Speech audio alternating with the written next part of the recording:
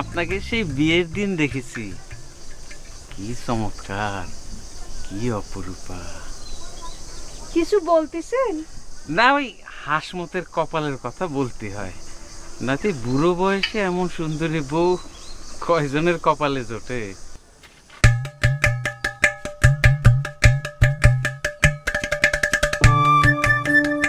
আরে লজ্জা পান কেন?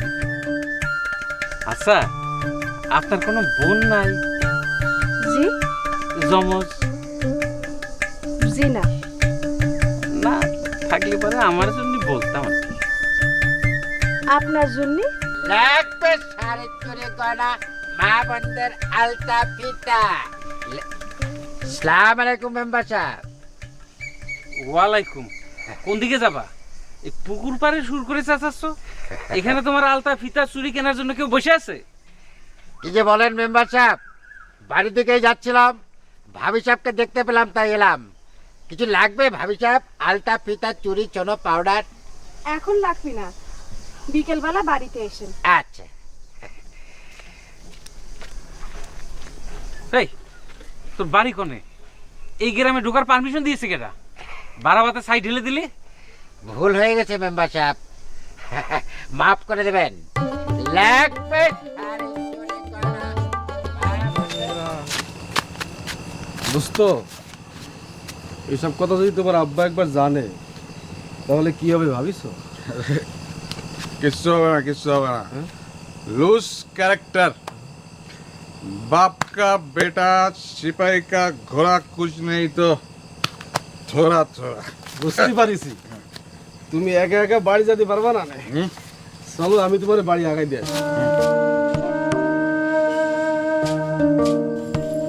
ছোট বউ, সংসারে লক্ষ্মী কি জানো?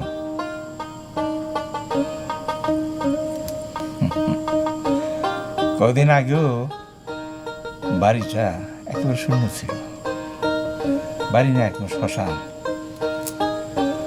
আরো বেশি চিন্তা ছিল জানুয়ারি নিয়ে। এত বড় বাড়ি একা একা থাকতো,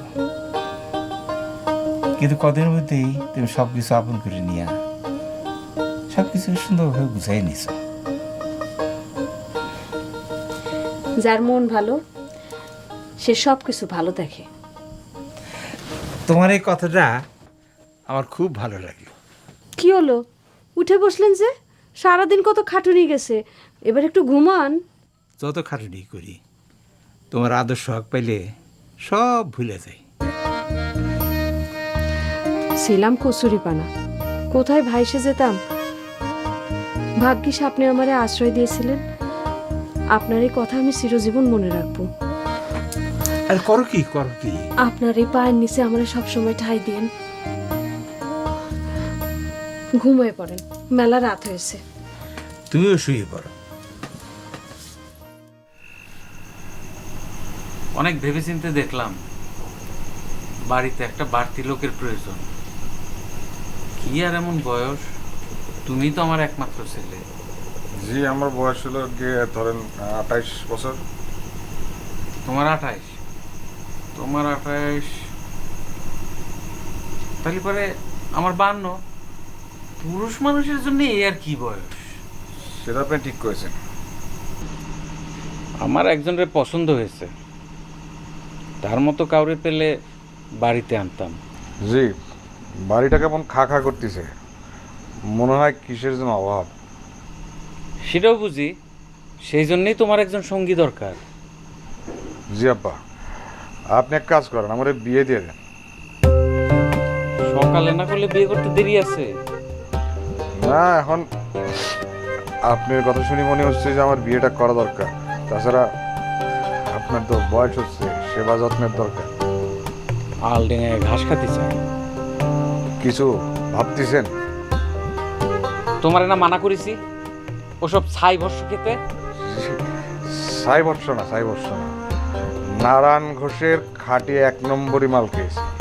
তুমি আমার সামনে থেকে যাও, নয়তো এই বয়সে চর থাপ্পড় মেরে বসবো। তোমার মতো ছেলে যেন কোনো শত্রুর ঘরেও না জন্মায়।